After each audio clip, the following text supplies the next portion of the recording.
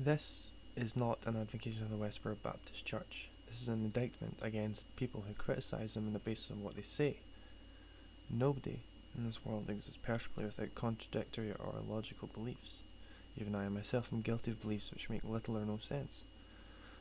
But the criticising of individuals on the basis of what they say is neither fair nor justified.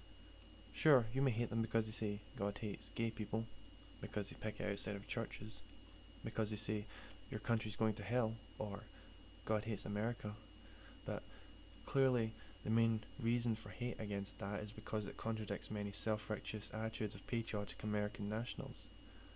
Nonetheless, with your conviction of belief in your own God and your own self-importance, and all your patriotism is just as bad as some of Westboro Baptist Church and how it appears to outsiders.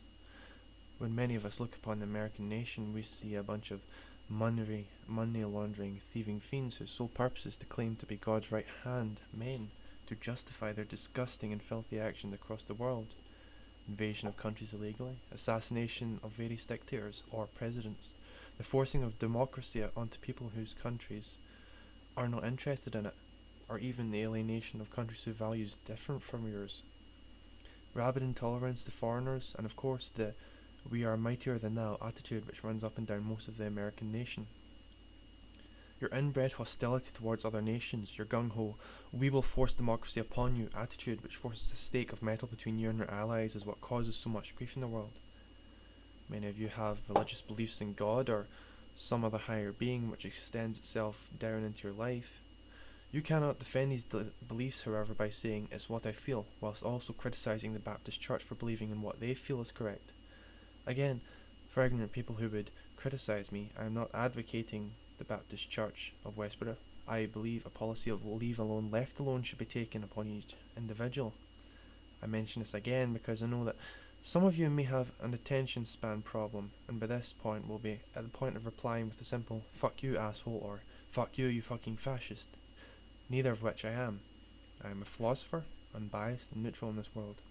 I look at what there is and point out the blatant inconsistencies with your logic, mentality and sanity.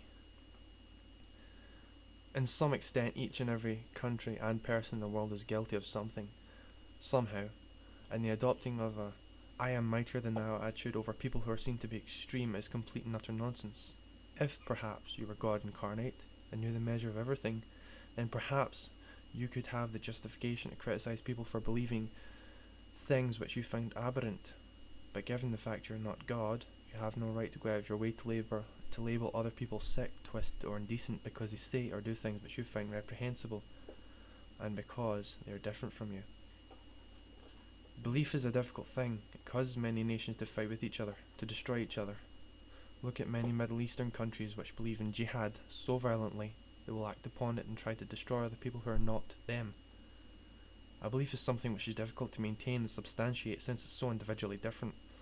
Another problem with the belief is that so often it does cause people to become exceptionally angry when it's challenged, when this truth or core foundation is questioned. The problem with belief, of course, is that it's something that's defended often with force and extreme measure because it's so certain to the individual who has it. It's a foundational truth, a core truth of their personality. Often the phrase is "I am right, you are wrong." In this case, no one is right and no one is wrong. Every opinion is equally valid despite the fact that it may disgust or sicken you to think even that. Surely though some of you would question Hitler was wrong. I question wrong how? Wrong because he killed millions of people? And what of other countries across the world that have had governments which have killed thousands and millions of people through wars through centuries? Why is it that some slaughter is deemed acceptable yet his is not? Simple. When one country wins a war, as was the case of Hitler or Nazi Germany, you have the right to say what you want. There is no wrong and there is no right. The only wrong and right that exists is defined by those in power and in control. They decide what's good, what's bad and what will happen. The demonization of your enemies, as happened with the Nazis after World War II, the racist slogans of the Nazis, all the propaganda served to illustrate that you were wrong and we were right, when in fact both countries were arguably wrong or arguably right. Consider this. If Hitler had not been stopped or had not killed the Jews, we would be missing many things in this world which we have now. Support for the Jewish community, more tolerance towards the Jewish community and other nations, and other people of various cultures. If anything, from everything evil that exists in the world arises good. Another example could be found more close to home when, say, your parent dies, your mother's death spurs you into action and causes you to push yourself past your limits to goals you never thought possible. In every bad situation, good can arise, and how is that possible if the situation is bad? Good and evil do not exist. They are terms used by those in power to seek to consolidate their power and justify themselves over their enemies in opposition. In the same way, many of you seek to label Westboro Baptist Church evil when in fact they are not. If anything, they are giving rise to good causes because they are uniting the rest of the country in a more tolerant state. They are also encouraging patriotism within the country, are they not?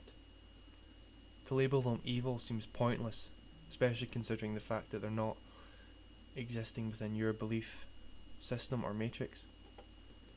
Of course, I'm not advocating the Westboro Baptist Church picketing. I'm not advocating Hitler or the genocide of many thousands of people, but it's hypocritical to label one thing evil whilst, of course, history would prove that many things that countries across the world have done are evil. Take, for example, Britain and America and their slave trade, or China and Chairman Mao's massacre of thousands, millions of people. Think about it.